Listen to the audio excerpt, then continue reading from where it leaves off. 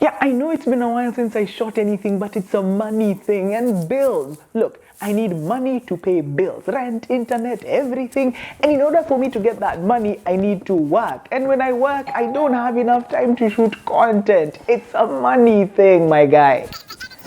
Yeah, it all comes down to money, you guys. I don't...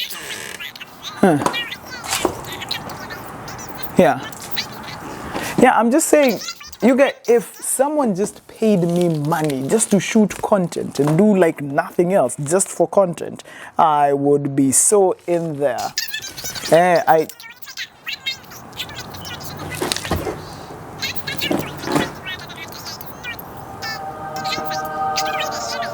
Okay, dude, I'm gonna have to call you back. Yeah, I'm shooting, Bana. I'm shooting.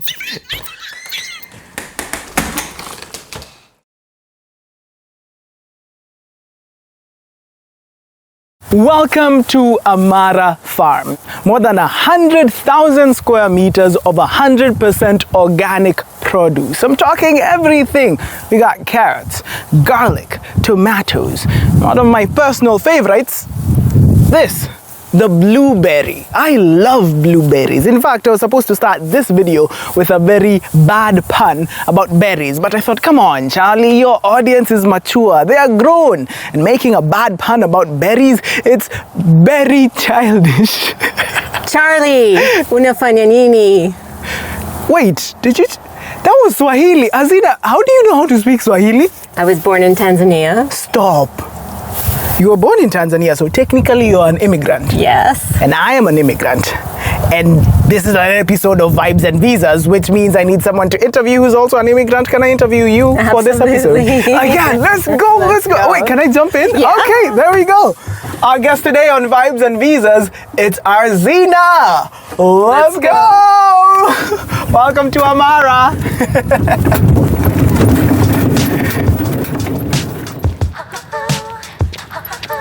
Hello, my name is Charlie Karomi, and apart from being drop-dead gorgeous and incredibly talented, I am also an immigrant. You see, in 2022, I packed up my bags and left my home country of Kenya to a country I'd never been to before, for adventure, for opportunity, for meh, why not? But my story is not unique. You see, every single year, tons of people immigrate to new countries to start new lives, just like me. That means tons of new exciting stories are out there. This is a place where you'll get to listen to some of them. This is Vibes and Visas. And now my love for you is so strong. So hey, welcome to Vibes and Visas with me, your friend, your homie, Charlie Karomi, and this amazing lady here. This is Arzina. How are you doing, Arzina? I'm very well, thank you. We're about to talk about how you were born in one continent. Yep. Went to live in another continent. Yep. Went to school on a third continent. Yep. And went to work in a fourth and fifth continent. Yeah. Am I good so far? At least 4. Yeah. At least 4. Yeah. We're going to talk all about that in just a bit. But first, where are we right now? So we are in our tomato greenhouse here at Amara Farm. This is how we grow tomatoes, vertically up strings so that we can put a lot of plants close together. So there's about 600 tomato plants in here. Nice. Yeah, and we specialize in cherry tomatoes. So I've tasted them. They're super sweet. Yeah.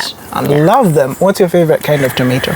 I really like this one, this orange sun gold. Yeah. But if I want a sandwich with tomato, like I love the beefsteak, the old heirloom beefsteaks. They've got rich flavor. Yeah, but hard to grow. So when they come, it's very special. Nice. Vibes and Visas. We talk about immigrants and tomatoes. There you go. How are you doing, Arzina? Good, good. So first thing before I ask, the word immigrants, do you feel like there's a negative connotation to it? I know, like, difficult questions first. We'll get into the fun stuff later, but do you feel like there's a negative connotation to the word immigrant? Maybe more so now than when I was growing up. Yeah. Like, I guess everyone was an immigrant that I knew of when I was growing up. But and I grew up in a more metropolitan area. Yeah. Whereas here in rural areas, you get this a little little bit of a dichotomy from people who are third generation from here versus people who just moved. In fact, like immigrants and people who just moved in are kind of in one section. When you're not of this place for a very long time, you're kind of like, a bit othered. Like, I love that term. Like you're othered. Like you're one of the others. Yeah. Okay, we'll get deeper into that. But first thing, Tanzania. Yeah. You were born in Tanzania. I was. Where exactly in Tanzania? So I was born in Iringa, which is in the southern highlands of the Hehe people. I was just back in December, so 50 years after leaving Tanzania. Yeah. I've heard a lot of good things about Iringa, and you didn't go back until just recently. Yeah. When did you move to Canada? I moved to Canada in 1973. So how old were you? I was 3. 3 years old. And you went to live in... I went to live in Richmond, so just outside of Vancouver. Yeah. And that's where I grew up. I did all my elementary and high school there. And, you know, I had some memories of Tanzania, but really I grew up in the west coast of Canada. Yeah. Because, before 3, like, there's nothing you're blank. You're pretty much a blank slate. There's some memories, but not a ton. Yeah. Did you feel like you were one of the others? Like, did you feel like you weren't... Because, yes, you did move when you were really young. And, like, for someone who's that young, you grow up in the culture, so you're pretty much Canadian. Yeah. But did you ever feel like you were from somewhere else? Not until I lived overseas. And when I told people I was Canadian, they were just like, what? So, I mean, again, growing up in a very metropolitan, like cosmopolitan, people from everywhere, when you say you're Canadian, yeah, of course. Like, you speak Canadian, you know how to, you use all the Canadianisms, and it was never really questioned until I left Canada and still identified as Canadian to people who don't often think of someone who looks like me as coming from Canada. I guess that's the beautiful thing. And if you are watching this from Canada or you visited Canada, it's becoming very apparent, and actually not just Canada, I think the US as well, it's becoming apparent that from the outside, like people in Africa, when you think Canada, you think all Caucasian people. Yeah. But the thing is, this is Canada. I'm black, you're brown, cinematographer is Caucasian. Like, it's all shades right now. And this is Canada. Totally. And it's beautiful. Then the fact that you didn't feel like one of the others because of where you grew up. So Richmond is very cosmopolitan. Tell me about Richmond. I mean, growing up there, it was fun. It was a smaller town in the 70s and 80s, but you know, I did everything that went to school. I was in Girl Guides. You know, you'd go camping. You do all of the Canadian things. So did you speak Swahili?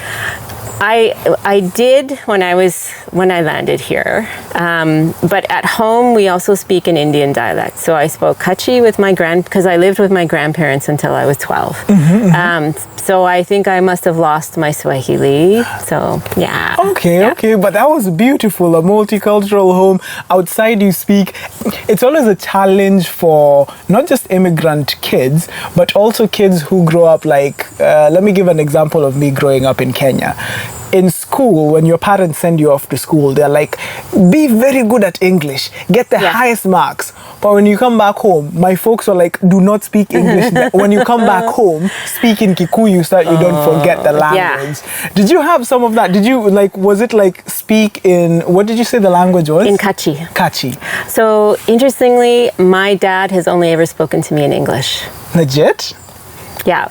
Nice. My mom will speak in Kutchi, but I've always responded to them in English. Now, I grew up with my grandparents, so when I would speak to them, I would speak in Kutchi. But, you know, when they passed away, Like I ended up having like the vocabulary of like a 12-year-old. So that's how I speak, like a kid, right? So it never really evolved, but I would love to immerse myself in that again if I ever have a chance. So I can understand very fluently, and my parents forget that I understand fluently, and they'll speak in Kutchi in front of me, and I'll be like, I'm right here. But when we were growing up, I think they wanted us to fit in. Yeah. And so they really encouraged us to speak English. Yeah. What do you feel is a space of like traditional and more like, more traditional languages in the world? Because I feel like there are two schools of thought. Some people go like it's part of culture and they shouldn't be forgotten. But then in other places where tribalism is such a big thing, people are like, maybe let's forget them. Maybe let's start on something new.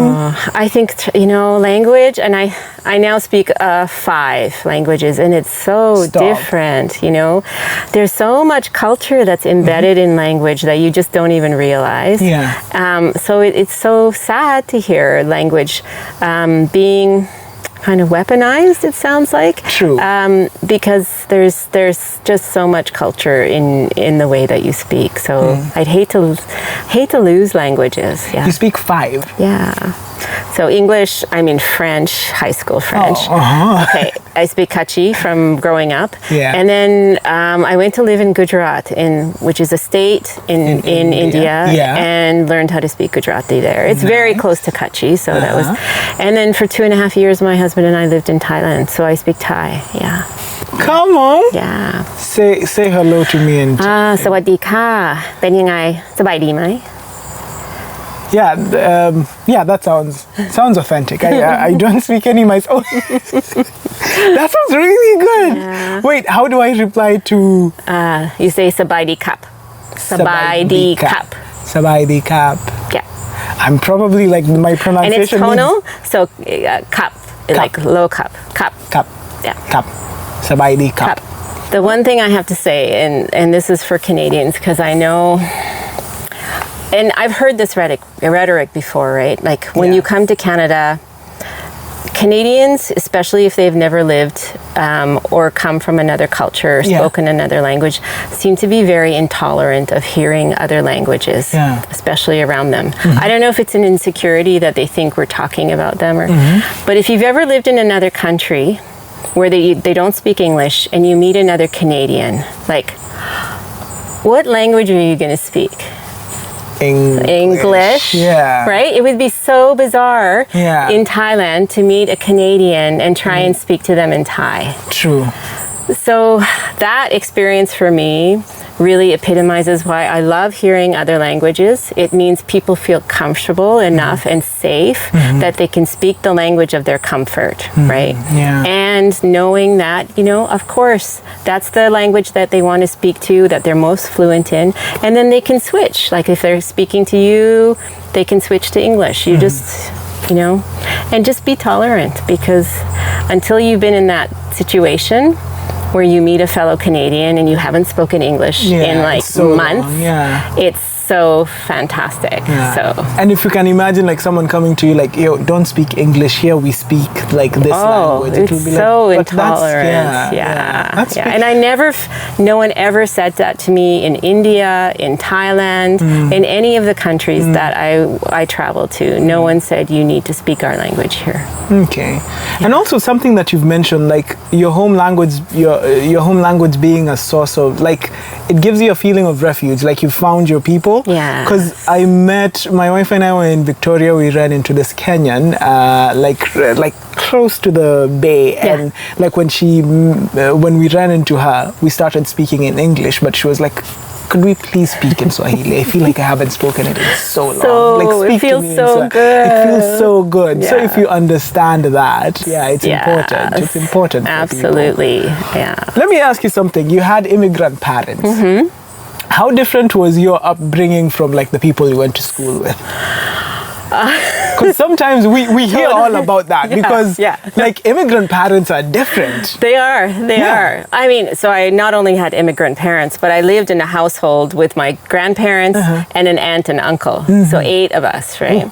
So one of the big differences was like, oh yeah, you know, my babysitter, like they let us do this, and I was like, you're what? What's a baby? What is what? You're what?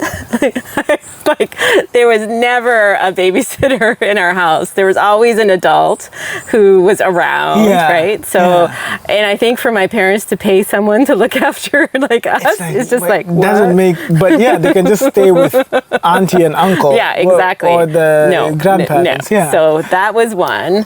You know, and doing. I mean, of course, my parents, when they first moved here, there was, you know, an immigrant struggle, right? Trying to get settled and financially, you know, having that foundation and safety net. So, you know, not a lot of holidays abroad. Like, you know, we did a little bit of traveling, but it was mostly in the back of my dad's station wagon. We would drive. Load up. Let's go. Tijuana. We drove to Tijuana. We would drive to Chicago. Like none of this flying everywhere business, right? We like stop at a Motel 6 I don't know if you know what Motel 6 is, but it's very low, like cost motel. Pool, everything the kids need, and just what you need, and then you move on. So that's how we vacation in the summer.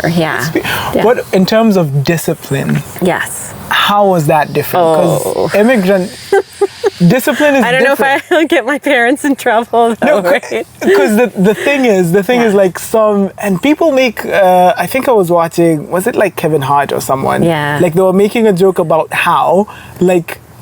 As an immigrant or as as an immigrant when you're dealing with your parents, there's some things that you can't say. Versus when you see like your friend who's like maybe Canadian or American, how their relationship with their parents.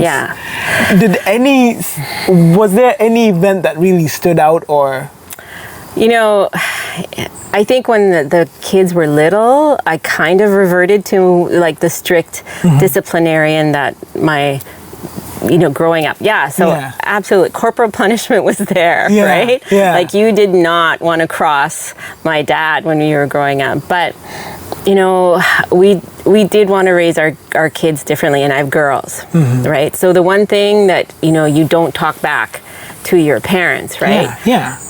But I really wanted my girls to have a voice and that their voice counted for something so that they didn't feel they always had to butt against me, right? So I know when my parents come and visit and they listen to the way that my kids speak to me, they're like, But I felt that was really important for girls growing up in this society, that to be able to feel safe in their opinion, even if it's crazy, they can voice it. I might not agree, but they should feel safe saying things to me.